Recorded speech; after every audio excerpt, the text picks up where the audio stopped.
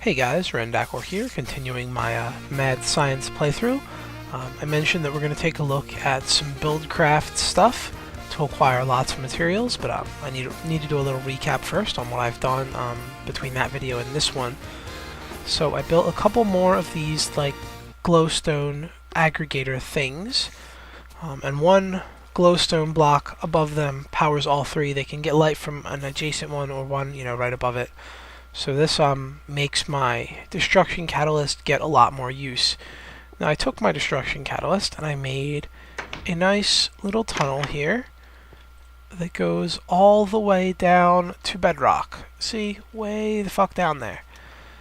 And this was very quick to make the tunnel down, and then very tedious to make the little shitty steps going around it. I ran into a couple caves a couple times, and I had to close those off. So all these places where you see like walls of cobble, it's because this was like a giant gaping fucking monster-filled cavern, and I just did not feel like dealing with that. So I walled it all off, and I kept diggying down with my little destruction catalyst. And then at the bottom, of course, for maximum fun, there was fucking lava. Lots of it. But science and the destruction catalyst and a lot of fucking water triumphed over the evil fucking lava. So I tunneled all the way down a little bit more, and this put us right at bedrock. And this, if you haven't seen this before, is the new like fog code that occurs when you're down very low. And that's why it looks very dark down here. It's not for lack of fucking lighting. I have a ton of torches up, but even with torches and with fog turned all the way off, you still get like a ton of fog sort of all over the place here.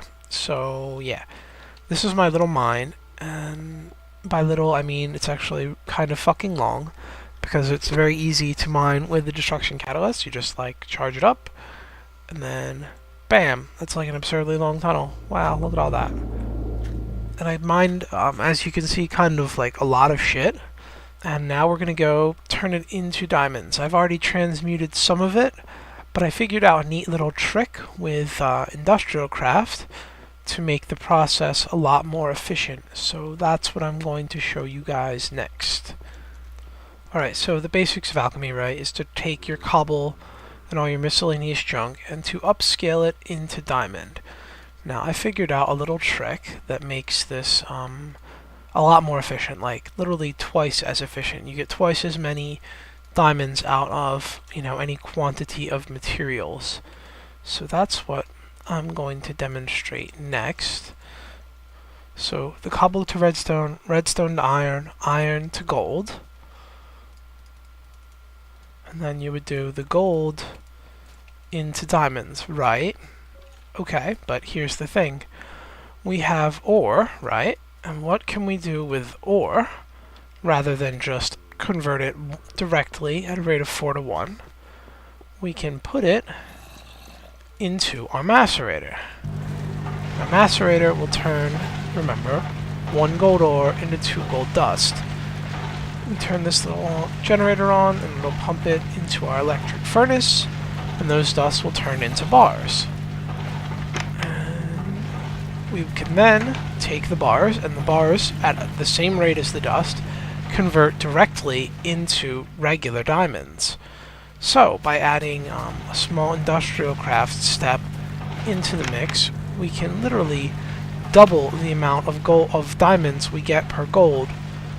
And these are some that I made earlier, just to show off that it really does work. And look at that, there's 8 diamonds, and I think I'm going to have another 7 or 8 down there once all the dust finishes cooking. And the reason I did all this is that to make the thing I want to show you takes a literal fuck ton of diamonds. So, what I was going to show off is the way to get a ton of materials using buildcraft. There are 2 of them. The good one is the quarry, but the basic, easy-to-make one is the mining well. So we'll start with that, because this is something you can get like relatively early in the game. It just takes, some iron, an iron pickaxe, an iron gear, and a redstone. Now the iron gears are relatively easy to make. Just do a wood gear, then do a cobble gear, and then make it into iron. Alright, so iron pickaxe in the bottom, redstone at the top, iron gear in the middle. And then we cover the 3 sides with iron, and that makes a mining well. Now, what this does, let me grab some parts out, because I do have spare engines, although I'm not sure a redstone engine will do the trick. We will see if it does or not. And to demonstrate this, we're gonna go a little ways from home because I don't want to fuck up any of my cool little underground mines. Alright, so to show off the mining well, I came back to my old house where I did a lot of my initial experimentation, sort of trying to figure out how this shit worked. So, the mining well needs power from an engine, and I'm not sure if a redstone one will do it or not, but we will try it. Does not look like this is strong enough. Okay, because that should have been doing something. So, we will need more power, and to get more power, as Tim Allen would say, we need a bigger engine. We need a steam engine. So I'm going to make one of those real quick. So you make the combustion engine like this. You do 2 stone gears, a piston, glass, and then 3 stone at the top, and that makes, or not the combustion, the steam engine, the mid-tier one. So there's the steam engine. And this will power our little diggy machine. So we place the steam engine, and it looks similar. It's just, you know, gray instead of brown, and then the combustion engine is white. Now the catch with the steam engine is that it needs power. So you need to put something in it to burn, some fuel.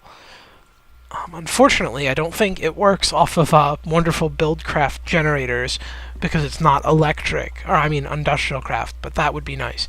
And then once you have power in it, and you hook it up to a machine, and you can tell it's hooked up because it's pointing at it, then you just hit the switch, and it goes. And since it's moving, you can tell it's working. Now, look down here at the magic. You see it tunneling down there, and it's spitting everything out up top that it is mining. Now, you can even enhance this process with Buildcraft by adding pipes, which I'm going to go do. So now what it'll do is it will dig all the way down, and everything it digs, it will pipe into this chest. And it will go down until it hits bedrock or lava. And it won't stop until then. And now this is sort of cool, and it'll get you like a decent amount of stuff, but it only goes to like one area, and then you have to fucking move the whole thing, and you have to re-pipe it and everything, which is sort of inefficient and kind of annoying. However, Buildcraft does offer an upgraded version, a more powerful version, and this I've not actually played with yet. So we're gonna be on fresh ground here in a sec when I go make the quarry. As you can see, the quarry takes like a ton of stuff. 2 diamond gears, a diamond pickaxe, 2 gold gears, 3 iron gears, and redstone. Now, hopefully we've got enough mats to make all that. Alright, so I've made a bunch of iron gears. Now, we need to upgrade 4 of them into gold gears, and then 2 more all the way up into diamond gears. Take 2 of these, and we make them into diamond gears. We also need a fresh diamond pick. And 1 redstone, yes, okay. So, as you see, this is really fucking expensive. This is 11 diamonds, which is still not as bad as the fucking dark matter, but it is a close run thing. So we now have our quarry.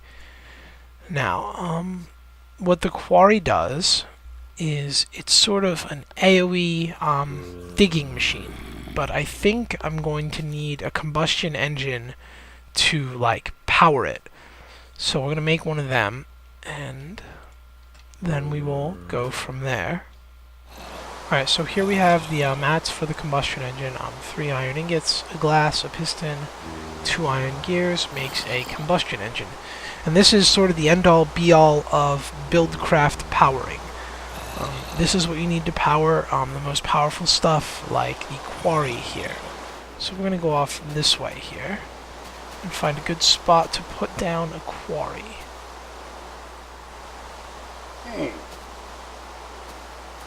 And I'm going to try to place it near some oil, because I think that's what I'm going to need to power it.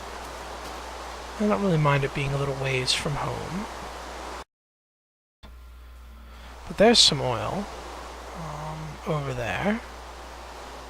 I guess what I'll have to do is build like a little temporary structure here and maybe diggy out a tunnel and connect it with like mine carts or something.